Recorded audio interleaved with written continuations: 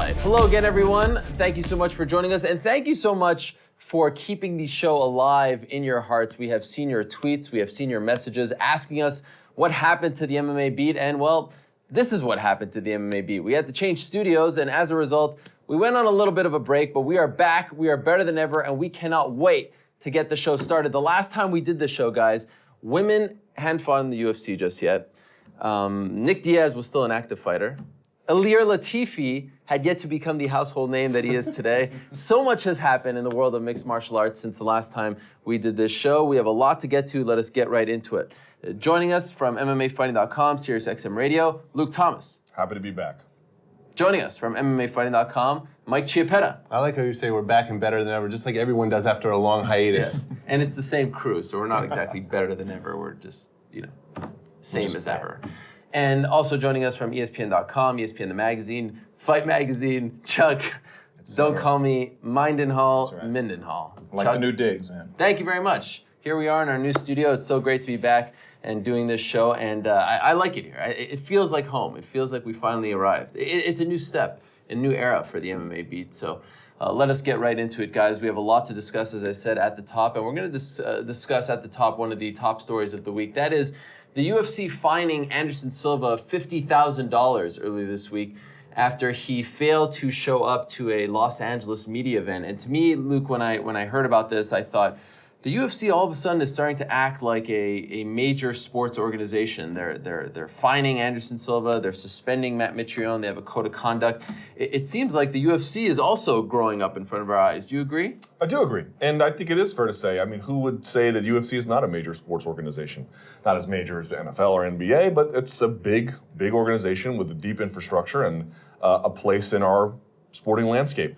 The one thing that was sort of curious to me was, you can make a claim about whether or not the $50,000 was an appropriate fine. Same with Mitrione, whether or not the way in which they handled that was appropriate. I think those are all debates to be had. But to me, what was curious about it was that what Mitrione did was, in terms of public relations, far worse. And they announced that they had fined Silva $50,000. Curious to me that they announced his sum of money and they didn't announce Mitrione's. Now, any number of reasons for that. I guess UFC would have to tell you what it is or tell us what it is. I don't know what the answer is. But to me, the $50,000 announcement for Silva was a clear show of force. They're in the infancy of developing a system on which to police and corral their fighters. And again, we have debates about what's not good and what is good, but I did think it was very curious that they said, oh, we fined him so much money you wouldn't believe. Well, how much is it? Can't tell you. But we fined Silva $50,000, so we definitely we showed who was boss. I thought that was kind of weird. Does the punishment fit the crime here, Mike?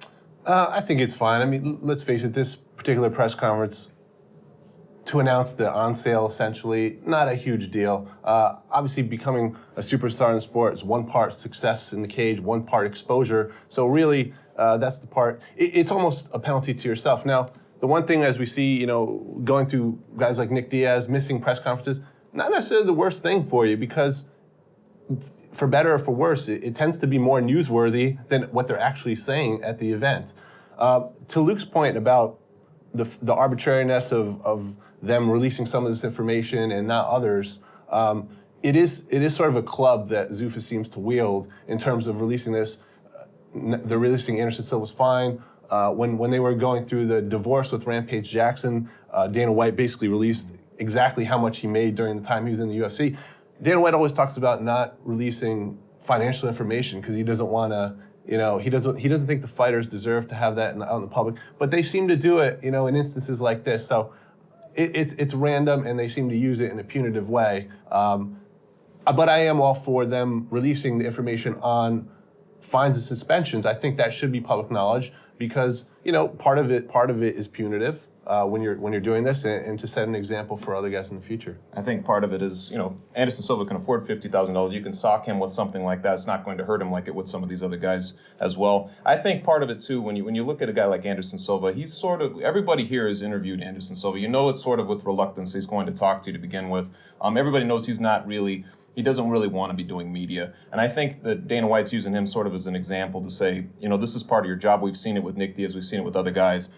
Going back to UFC 148, one of the biggest, probably the biggest fight of 2012, that with Chael Sonnen, the rematch with Chael Sonnen, he didn't want to do press for that either. It was, Chael was complaining about, basically him carrying the show, carrying the promotion. I think it sort of stems from those. He stepped up for Stephan Bonner on fairly short notice. You'd have to go all the way back to UFC 134 in Rio when he was embracing it, but that was sort of a novelty going back to Brazil where he embraced it. I think there was just a little bit of a fed up, situation there with Anderson needs to start doing his job promoting these fights, especially against a guy like Chris Weidman, who probably needs the extra push. Yeah, and speaking of Weidman, Luke, what I found interesting about this was Weidman has been going all over the place doing media. He said that he was recently in Los Angeles, Montreal, Toronto. He's now in Las Vegas as we're taping this, and it's another one of those things where, like, you look at what he said about this situation. Oh, if his head is getting too big, I'm going to pull him back down to earth and all that other stuff. It's like we're seeing Anderson Silva as this megastar. Chris Weidman is this guy who's just, for whatever reason, found himself in this situation. I feel in the last month or so, and I don't know if you agree, I feel like there's a shift in the buzz for this fight. At first, it was like, Chris Weidman doesn't really deserve it. But now I feel like there's this real sort of support that is building in his favor as the underdog, as the guy who's going to take down Anderson, as the guy who's going to, burst the Anderson bubble, as the guy who's going to finally be the one to slay that dragon. Are you noticing that as well? Because I really feel like it's building over the last month or so. Yeah, and Silva's silence has created a certain amount of attention and buzz, or whatever you want to call that, while Weidman has been increasingly outspoken about what I'm going to do when I wear that belt. Right. I'm going to wear it in the shower. I'm going to be a Tim Sylvia. I'm going to wear it to the grocery store. Like, these projections of greatness and assuredness is doing two things. One, it's making some people go, well, that's interesting. This kid's in it to win it.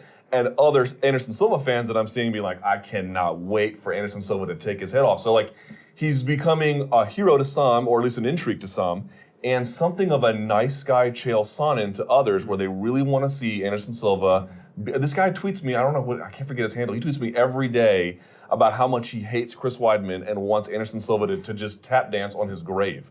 It's kind of interesting. Quickly, one point about something he made. I'm of two minds, I think, about missing press opportunities. On the one hand, everyone sort of defended Nick Diaz when he misses press opportunities, but the truth is, when he does show up to him, like at that presser, he creates like internet memes, or at least the MMA internet memes, like wolf tickets. So there's something to be said for showing up and actually voicing your thing, your say. But with Anderson Silva, as we've all noted, he's an interesting guy, but not a very vocally interesting guy. At least that's not his greatest asset. And, Dana White always holds up Mayweather as this guy to like, well, Mayweather shows up to everything. Mayweather sucked this time around. Like, did you watch any of those pressers? He said nothing interesting. He was recently on Late Night with the Jimmy Fallon and looked like I don't know if he had been drinking before. I don't know what was wrong with him. Wasn't saying anything even approximately interesting. So there is a way to like miss opportunities and have it still work for you. I just think there's probably a tipping point where the UFC says enough is enough. The fact that there are people who want to see Anderson Silva dance on Chris Weidman's grave, that they care that strongly about Chris Weidman, is a huge victory for Chris Weidman at this point. Don't you agree? Because I feel like maybe 6 months ago, people were very indifferent to this guy. Well, I think Luke made a good point that his confidence is very... It's endearing to some people.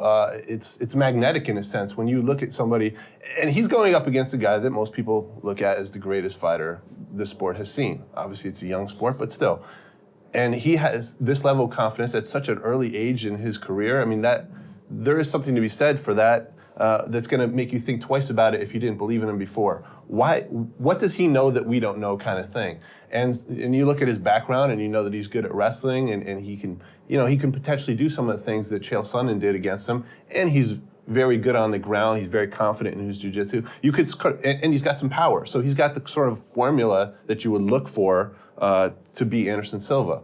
So, you kind of get it.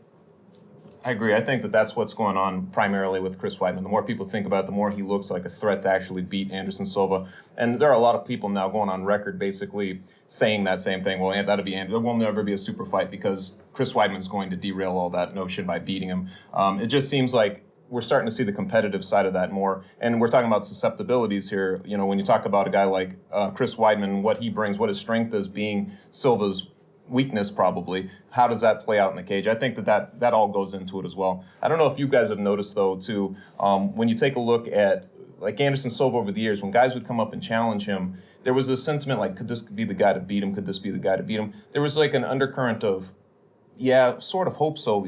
There was like, in the fans, this would be the guy to beat him. now that Anderson has gone on 16-0 and his legacy's getting closer, I feel like there's a little bit of like a protective layer there with people like, I hope this isn't the guy to beat him. I hope this isn't the guy to beat him. Do you guys notice that too? I feel like I've seen a little bit of that on People Twitter. want to see history. They want to see history now more legacy. than they want to see the upset. So you're starting to see some shifting perceptions on that. One last thing on this, Chuck, before we move along. Does this change Anderson Silva? Do you think he is now more open with the media, or is this just a little speed bump for him? I can't imagine that he'd ever be more open with the media.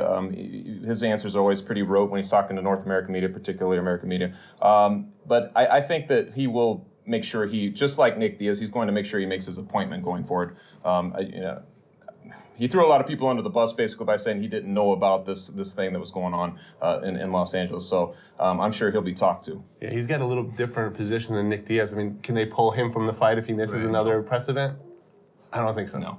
Guys, late Tuesday night, the career of Shane Carwin came to an end on Twitter. He announced that he was retiring from mixed martial arts. Grandiose way to go out. On Twitter. We have not seen Shane Carwin for a very long time. He was on The Ultimate Fighter, last fought at UFC 131. What is his legacy, Luke? This is a guy who was the interim UFC heavyweight champion, was this close to beating Brock Lesnar. It didn't happen. What's his legacy? He, to me, was for a period of time in the period he occupied, he was, in my view, the quintessential heavyweight. And by that, I mean all the good and all the bad, right? So there was I don't know if you guys remember this, I'm sure you do. There was a moment in time when Velasquez was rising, Lesnar was champion, Carwin was doing what he was doing. People were asking themselves, what makeup is the best heavyweight? Because Lesnar wrestled and Kane wrestled and Carwin wrestled, but there were these huge guys who had to cut to make 265, and then there was Velasquez, who was this really like tight end limber, 230, 6'2" kind of guy. And we definitively sort of figured out like that big guy who cuts down probably is not going to be the best heavyweight. He can do amazing things. I think the most amazing thing about Shane Carwin, and I personally, I don't know him very well. I don't have a good relationship with his manager at all, so I have every incentive to throw him under the bus, but I won't. But Why not? Why don't you have a good relationship with his manager? Because he's a terrible person. I don't know. It's just my opinion. I'm not stating it as fact. But about Shane Carwin, what I liked about Shane Carwin is I made this point the other day. Like, people always criticize the flyweights, and they say, if you don't like the flyweight, they defend the flyweights. Like, if you don't like the flyweights, you don't like MMA. I like the flyweights, but that's not true. But Shane Carwin is the reason why that argument is kind of true. Shane Carwin, for better or worse, and typically for better, he retired with 12-2 record. Mm-hmm. He affected change. There was rarely a moment in his bouts where there wasn't something fast and actionable and quick happening. He was getting, bludgeoned by Gonzaga and then cracked him, and it was it. And he came this close to stopping Lesnar. And in the Frank Mir fight, just annihilated him. And then when he knocked out Christian Wellish's mouthpiece, he affected change, which is ultimately what people want to see. Now, he was the coach on the worst season of The Ultimate Fighter ever. Not a great interview, but I think in the cage, becoming an interim UFC champion, and after he only had 14 fights, he had his downs, but you have to give him credit. When he stepped in there, you were like, is this going to go past the first? Does every athlete have to have a legacy? That's my question. I mean, can his career just be what it was? Like, is he like a seminal figure that we're going to remember for the? I don't know. Maybe I'm wrong, but he was involved in one of the biggest fights. That would to me would be his legacy more than anything else. I mean, do you feel like he doesn't have a legacy? Well, I don't think every athlete has a legacy. I mean, maybe to your family, your friends and family, I don't think every athlete has to have a legacy. That's just my personal feeling. I think what we will remember most about him is certainly the fight with Brock Lesnar. It was, I was lucky enough to be there. I'm not sure which of you guys were, but it was an electric atmosphere. It was unbelievable. When he put Brock Lesnar down and was looking to finish him, it was just insane in there. And you really thought you were seeing, a special moment, because the guy at the time was unbeaten and just crushing through everybody, and you thought, this man is literally unbeatable. Like, he's unbeatable. Yeah. And, when I look at Shane Carwin, the thing that I think about is, God, I wish MMA had been around sooner or been bigger sooner. Like, he's 38 now. He kind of came to MMA, he was already in his 30s. Imagine if we got him in his 20s. I mean, for a heavyweight, he was a pretty fast and limber guy, considering all his health issues, back, neck. Really good athlete, but he was already kind of compromised as an athlete as well. So imagine if we had got him really in his prime. I mean, to me, that's sort of, there's almost a tragic element to his story, what he could have been. He obviously ended up being something very, very good.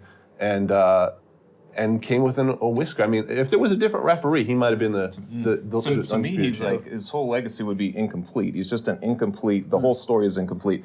You know, he was the interim champion. He was never the champion. He came close. He was on the TUF, like you mentioned, Luke, which was the one that nobody watched. You know, and nobody really seemed to care about that matchup either, as it was kind of coming up on the horizon with Roy Nelson.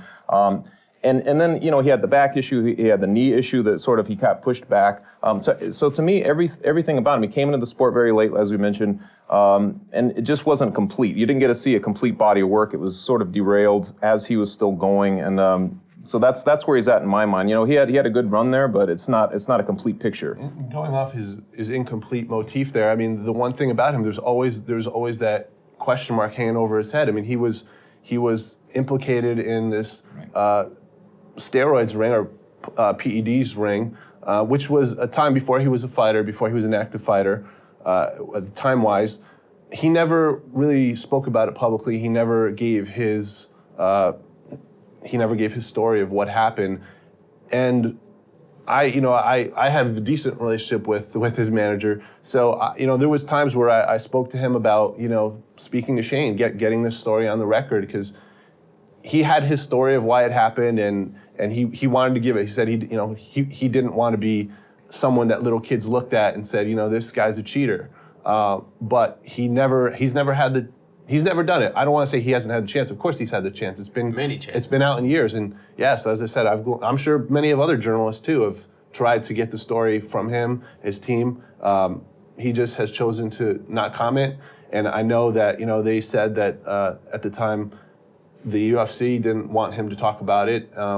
But he's still a grown man, and he made his decision. And so that's part of his incomplete story to me. When I think about him, I really think, when I think of Shane Carwin, I think of the bullet that the UFC dodged, because this news about him being involved in that ring in the Alabama pharmacy in 2010 came out a month after the Brock Lesnar fight. Could you imagine if it was UFC heavyweight champion is on this ring? Sure, on this list.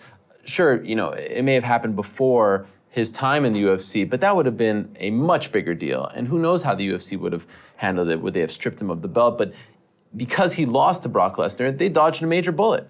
And remember, I guess a couple weeks later, UFC 117, Chael Sonnen. That would have been and he lost. Had he won, and the news came out from the California State Athletic Commission, that would have been a horrendous stretch for the UFC. Two of their champions would have been involved in some kind of PED scandal. So that's what I think of when I think of Shane Carwin. I've tried to talk to him many times in the past about it. I asked him point blank at UFC 131. He gave me a no comment. His manager, your friend, asked me to take that out of the interview, even though he said nothing. And he has had ample opportunity to talk about this, and he didn't. So when I think of Shane Carwin, I think of that. Honestly, I think of him almost beating Brock, but then a month later, the UFC dodging a major bullet, because that would have been horrendous. Heavyweight champion, people would have jumped all over that. And was such a high-profile one, not just a heavyweight champion against Brock Lesnar. Yeah. And that one cleared 1 million pay-per-view buys, if I'm not mistaken, as well. Like the Chael Sonnen and Anderson Silva one is an analog, and as you mentioned, it was just 2 weeks. It was 116 and 117. Yep.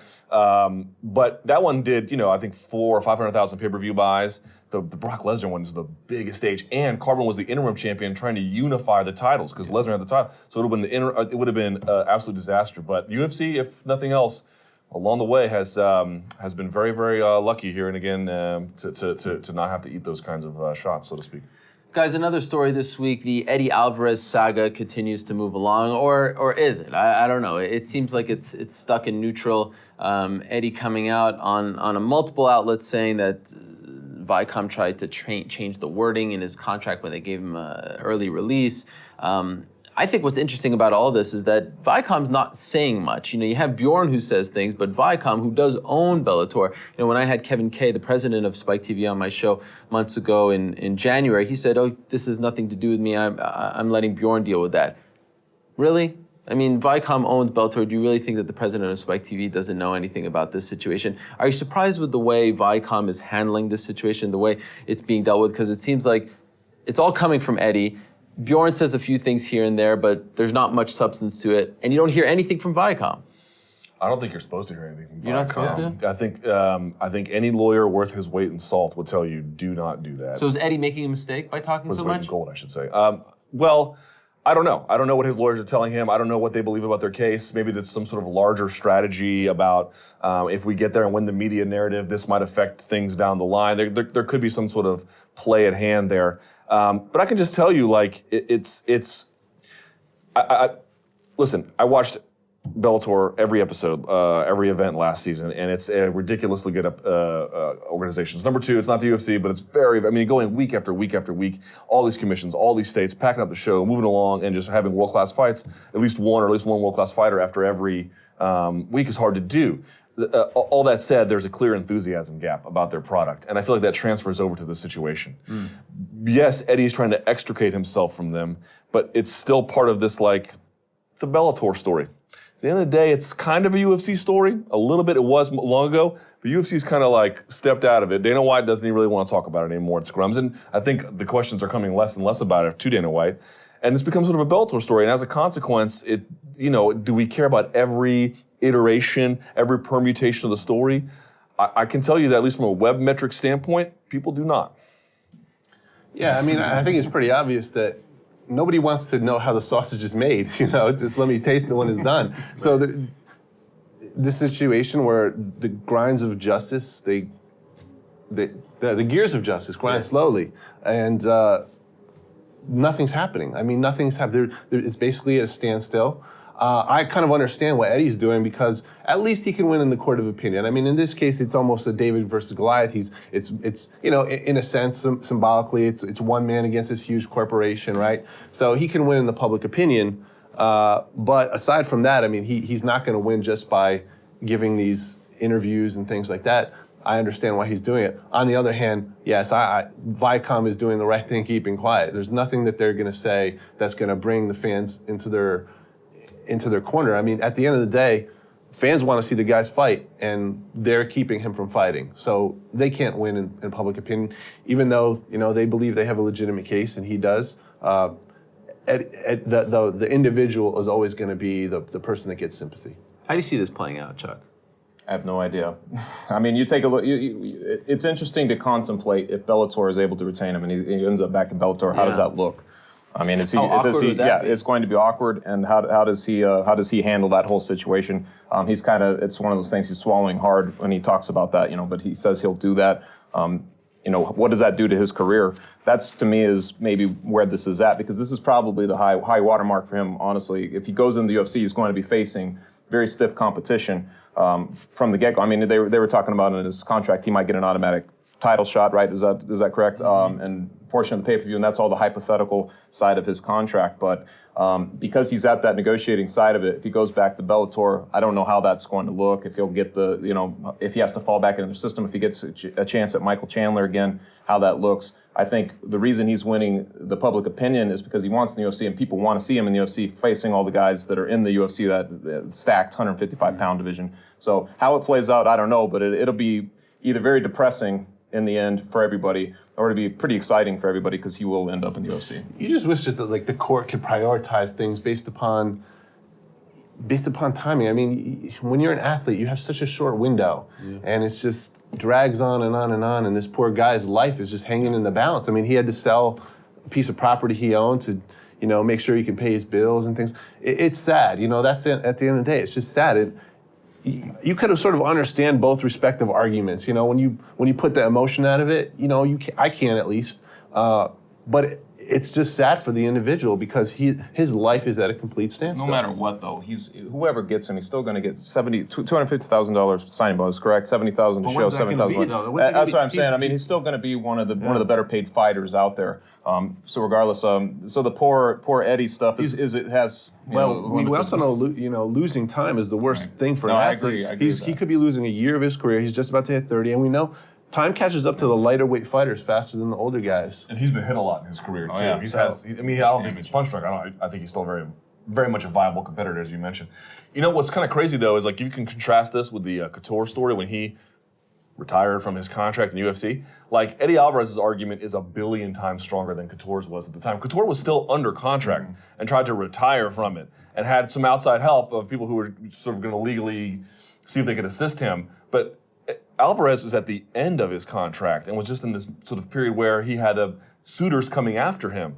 and he's sort of stuck in this divorce court where people are trying to claim the home, or however you want to put it in a metaphor, so to speak. But it's just amazing, though, how many more people were like, oh my God, Couture wants to retire and UFC won't let him? What a bunch of jerks. Even though Couture's argument was fairly weak from the get-go, at least legally speaking. I can't speak to his managerial frustrations, but at least on that ground. Yet, Alvarez, and at least, I don't know that his case is correct. I don't know that what he wants, I have no idea, I'm not a lawyer. But at least, this is a much more sympathetic position being at the end of his deal. It was Randy Couture. Yeah. That's why there was so much more attention. It was Randy Couture and he was the champion. Sure, I understand. I mean, that's. But Randy was starting from an untenable position. Of course. But most people don't care about their argument. They just want to see guys fight. That's it. End of the day, that's what they want to see. Do you believe, Chuck, that this has really nothing to do with Eddie Alvarez, and he just happened to be the guy stuck at the beginning of this war between Viacom, Spike, Bellator, UFC, Fox, etc.? Do you think that he was just in that unfortunate position? I think that's what it was. He was in an unfortunate position. Now that it's kind of went all over the place, I think that he becomes a symbol of that. This whole situation. He's going to make a lot of other people very much contemplate what they're signing, what they're looking at when they sign these deals. And you can't help but even if it is through opinion, you can't help to think that Bellator contracts going forward for guys, they might be looking at those a little harder. And it's funny that people are going around talking about first rights of refusal and things like this in the MMA world, which is all because of Eddie Alvarez. He's basically the guy who brought the court out there to everybody else. So I think he's just become the symbol now for whatever this is going to be. I disagree with that slightly. I mean, I do think there'll be some measure of managers looking over these contracts a little bit more, but the Bellator model will generally prevent that problem. They try to find guys early. They try to find guys, they try to find Michael Chandler before he's Michael Chandler, and Pat Curran before he's Pat Curran. And they did that with Eddie Alvarez too. I mean, Alvarez had fought in Japanese shows, obviously, but you get the idea. That's generally their model. They're getting guys who aren't in a position to fight back with them very much because they're probably not coveted by the UFC at the time Bellator grabs them. I think what Bellator is saying is, if Eddie goes to the UFC, and his argument is correct, that I have this monetary value, the money you mentioned, the 70 and 70, and all the signing bonus, plus this semi-promised money, like if we put you on a pay-per-view, you'll get that money. If the court says that stands, what are they going to do when Pat Curran's at the end of his contract? And what are they going to do? They will not be able to hold them. That is why Viacom, if you don't like him, oh, great. If you like him, great. But if you're Viacom, you have to hold on to Eddie Alvarez on these terms with all your might. Guys, another big story that happened over the last month or so, and it has evolved in the last couple of days. The MMA glove, Eyepokes, etc. Dana White saying on Max Kellerman's radio show in Los Angeles on Tuesday that they are working on developing a new glove, a more rounded glove, perhaps one that resembles the ones we've seen in Japan, Dream, Pride, Sengoku. How do you feel about this? Is this the right call? Because Joe Rogan, as you recall, UFC 159, after those Eyepokes, John Vellante, Alan Belcher, he was banging the drum once again to change the glove. Do you think this is the right answer? I don't think changing the glove is necessarily the wrong answer, but what a misplaced priority we're having right now. What a stupid discussion. I don't mean like this one, well, maybe this one too, I don't know. Thanks. So I know he's not your best friend, but he did do the groundwork. I have to give him credit. Mike Fagan, yes? Oh, yeah. Not your favorite, I understand. But he contacted Rami Ganaur of Fight Metric, and they don't have a complete data set of all MMA fights, but they looked at over 1,300 UFC fights. Eyepokes that temporarily halt action occur 3 to 4% of the time. You have a 96 to 97% chance, fight over fight, of that not happening. This idea that we have to invest in this technological innovation to make sure that this scourge of Eyepokes stops ravaging the MMA and UFC world is completely nonsense. Holy smokes. It is nonsense. It's total nonsense. Listen, I'm not saying that the MMA glove we have now is perfect. Maybe there are improvements to be made. You listen to fighters, and anecdotally, they'll tell you, I prefer this glove over that glove for X number of reasons. Okay, fine. But in the short run, seems to me our interest should be put in leaning, and I know it's bureaucratic there too, but should be put on leaning on ABC and athletic commissions to say, hey, can you give the doctor 5 minutes when he's looking at the kid? How about that? It's an easy solution that I can't find anyone who thinks that's a bad idea. Mike's had a lot. I mean, he's a little fired up. I just got to bring him down a notch here. MMA gloves, Mike. To say this is a misplaced priority, I mean, they're not making this their number one priority, are they? All right, They have a lot of lot of logs in the fire there. I don't think this is their number one priority. I don't think it's in the top 10. It's just one of the things they're working on. They tell us a lot of things that they're doing, and this just happens to be one of them. If it's going to help a little, that's fine. That's an interesting stat. And I always felt like this was an overvalued thing, too, when they talked about how many eyepokes were. It's annoying when it happens, yes, but so are nut shots and other things. Which are far more common, by the way. Right.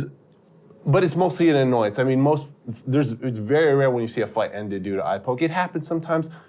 What are you going to do? Their fingers are free. They're always going to be free, no matter what the glove is. Now, I have no problem with them taking time and trying to find a glove that works better. Equipment advances happen in every sport. Right. They happen through time. That's just normal. That's fine. There's no problem with that, as long as it's not their number one priority. And you know, Mark Ratner has talked about going to ABC and affecting some of these other changes that are going to make the sport safer and look at some of the rules. So it's like a multi-pronged plan. And all right. You just need to settle down, drink some more. It's hot in here, and I know you're getting fired up. You're fired up. With opportunists, we were sort of discussing this prior to taping, but with opportunists, they see somebody, you know, like Michael Bisping in the third round, basically ahead on the scorecards, end a fight by an eye poke.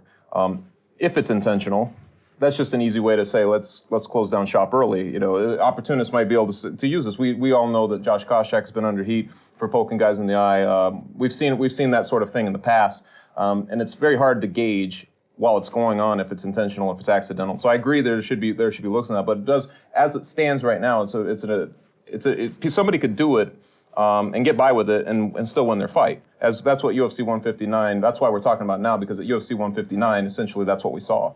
We agree, though, that you can't change the way the MMA glove is. Essentially, like you can't cover the fingers, right? Because that seemed like what Joe Rogan was. Shuto does that. Shuto has a bit. Well, not totally. Has a bit of a. If you close your fist with a Shuto glove, it looks like a kickboxing, not kickboxing glove, but a bag glove, right? A little bit. So that there are some innovations to be made, but I just don't understand why everyone's in like. We got to fix this. I mean, of all the problems that we have, this has got to be at the bigger issue is the 5-minute rule, right? It has to be. That's the bigger issue. That the guy. I mean, the fact that Volante was asked 15 seconds after getting poked, can he see, is a little crazy. Can I just say though, like, how do fighters at this level, and I bet Gian's super nice guy. How do fighters at this level not know if a referee asks you if you can see, just lie? You're in the moment. Yeah, it reminds me of that scene from Ghostbusters. If someone asks you if you are a god, you say yes. Just say yes, I can see. It's hard to put yourself in his shoes at that moment. I understand, but like we deal with it. You don't understand. You're questioning it. Well, I understand like the position of being you just had your eye poked. It's in your UFC debut. Right. It's a high stakes thing, and you're not thinking clearly. Okay, fine. But I just mean at some point, like when you watch enough fights, the word needs to get out. If a referee asks you, say, yeah, I'm good. Just give me a second. And try to buy yourself time. But the referee shouldn't even ask him that question 10 seconds. Sure he should. Not 10 seconds after. Of course he's going to say. He should just be in a position where if the guy says no, that he doesn't have to go like this. Right. And maybe that's what John was thinking. That he's going to give me a little more time. He was just asking me how I am right now. Know? I'm sure he didn't. He said he can't see. He said he can't see. It's over. Yeah. Come on. It's a clear defect. Yeah. It's a clear defect in the unified rules. It clearly doesn't match. Modern medical evaluation will clearly tell us that a guy can get poked in the eye and maybe a minute or two later he's good to go. Yeah. Or you get that Kevin Burns, Anthony Johnson gouge that, all right, maybe he can't go on. But it's a clear defect. Maybe eye pokes should be something that only a doctor can stop. The doctor is much better equipped to understand what's going on with someone's vision. Maybe goggles. Everybody wears goggles and they're protective goggles when they fight. Like everyone's looking like racquetball players. The other question though was what about referees? Do we say if a guy pokes somebody in the eye once, automatic warning? If he does it again, automatic point deduction? There's a case to be made. I frankly worry about that. I worry about automatic warnings and automatic point deductions. But I am a little worried about, this is a cage grab, it wasn't an eye poke. But Maximo Blanco in his last fight against Cecilia got like 15,000 warnings not to touch the cage or grab the cage and continued to do it. Some people say the way to fix this problem is, and maybe you guys have a strong opinion about it, is let the referees take points away. I don't know. Well, in that particular case, I remember watching that fight very vividly, and sometimes he was just putting his hand on the fence, and it was Kim Winslow. Right. Take a hand out of the fence, or take a hand off the fence. You can touch the fence. There's nothing in the rules that says you can't touch the fence. You just can't use it to grab, and he wasn't doing that every time. So that was not good refereeing in multiple levels in that particular instance. MMA is such an interesting sport because let's say basketball, right? You foul someone very hard, it's a flagrant foul. if that's your first flagrant foul of the game, you'll still get penalized. You could get a technical, et cetera, flagrant 1, flagrant 2. If you're playing football and you go offsides, you'll get penalized. But in MMA, you don't get penalized the first time you do something in a fight, usually, right? Unless you're Brock Lesnar fighting Frank Mir. Right, exactly. It's very strange. It's so punitive. I mean, to take a point away in a 3-round fight, 95% of fights are 3 rounds. To take a point away is so punitive. That's why it's almost a last resort. You take a point away, it's earning back that point is very, very difficult to do. It's just 1 point is the difference between winning and losing so many times. You have to be completely sure as a referee. I understand why they are reluctant to take away points. The other thing in other sports like NBA, if there are situations like that, they will go and look at the tape to make sure they get it correct. In MMA, they don't really have that time. Maybe we should give them that time. I don't know. I mean, there's things. How much do we want to slow down the sport? Is it ultimately good to take that time and look at, maybe it is, maybe it isn't. That's part of the debate too, I suppose. Okay, guys, let's end on this one. I think this is kind of one of the feel-good stories. We went from a story that fired up Mr. Luke Thomas. Talking about something positive? Very much. Let's end on this one. I think, what are we, about to reach the halfway point of 2013. And I think one of the stories, if not the story of the year, is the rise of women's MMA, particularly in the UFC and also Invicta as well. It seems like that story kind of goes hand in hand. Are you surprised by this? Not only by the action inside the cage, but the way the fans have received the women's fighters. There have been 3 fights thus far in the UFC in the women's division, and it seems like every time they compete, the crowd is just that much more into it. They're on their feet, they're cheering the moves a lot more than the other fights. Are you surprised by this? Yes and no. I think we all kind of feel that way. Like sometimes not at all, and then sometimes, God, we sit back and think about it. No, I don't have a good argument for it, but I don't understand it. But it clearly seems to me that people, the average casual fan or who could be a fight fan, finds women's MMA far more appealing than women's boxing. Yeah, it's very interesting. And there's a lot of reasons for that. I'm not. I hesitate. Why do you think that is? As someone who follows both sports.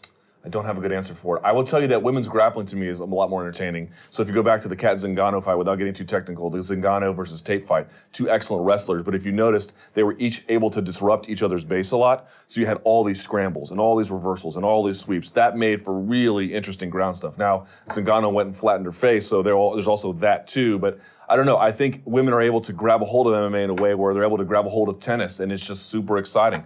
Not the biggest fan of women's basketball, but and I don't think it's certainly on par at all with the men's game, but you get the idea. Like, there's something about women's MMA that just speaks to people. I think, though, I think it was Mark LaMonica who made a really interesting point. And he was like, it's not true that they go out there and blow the doors off every fight. In fact, I think that's a little bit patronizing to say. Like, when the women show up, man, they just show up to guys.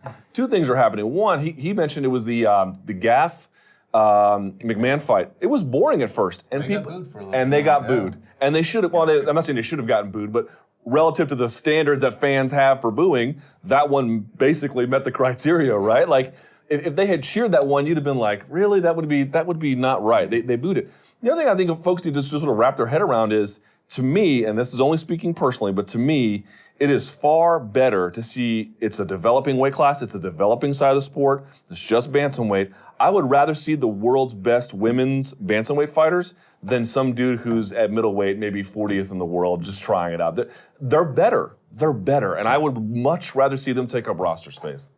What's been amazing to me is that there's more interest, more excitement about the introduction of women than when the UFC brought in 145 and 135 and 125.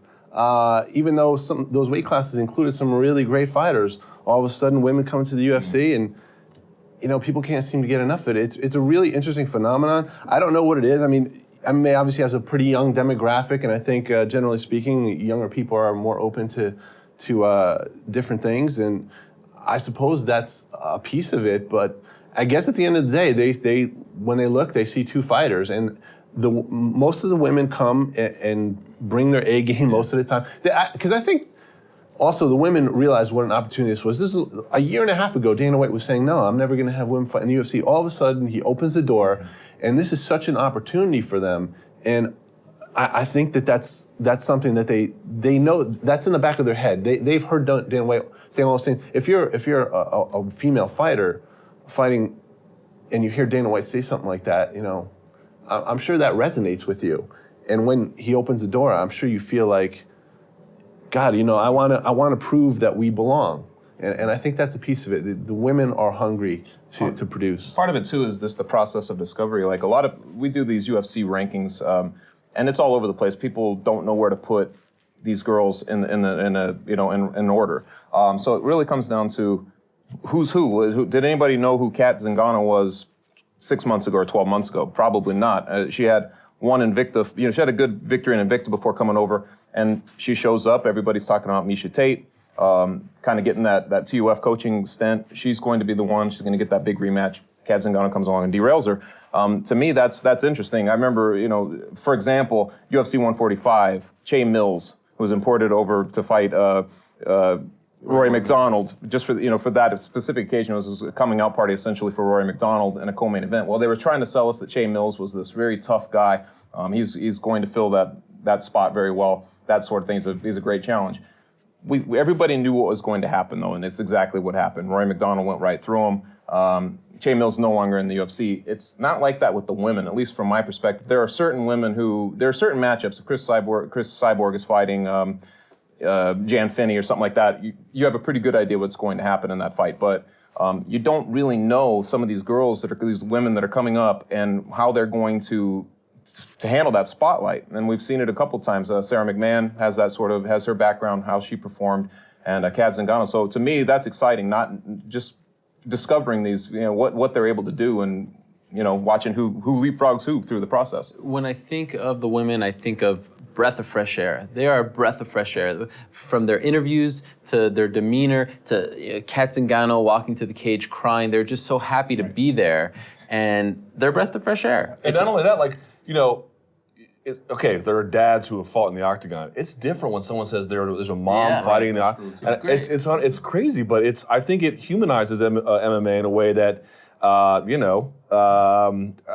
know, that Wanderlei Silva is never really going to be able to do. He just doesn't have the ability, even though Kat Zingano might fight just as hard as him. Opens up a lot of doors for the UFC, and we have to credit Sean Shelby, who I think thus far has put together the right matchups, Sean Shelby being the matchmaker for that division, the right matchups. And I've been down on the Ultimate Fighter, but I really think having the women, 8 women getting in there, there are 16 in total, 8 will get into the house. I think it's going to be great for the women's division. I really think it's going to open up a lot of doors, and with the matchups coming up this summer, Rosie Sexton against Alexis Davis, Carmouche Tate, Julie Kedzie fighting in July against Jermaine Darandami. Some really interesting matchups. I'm very excited about the women's division. All right, we have run out of time, my friends.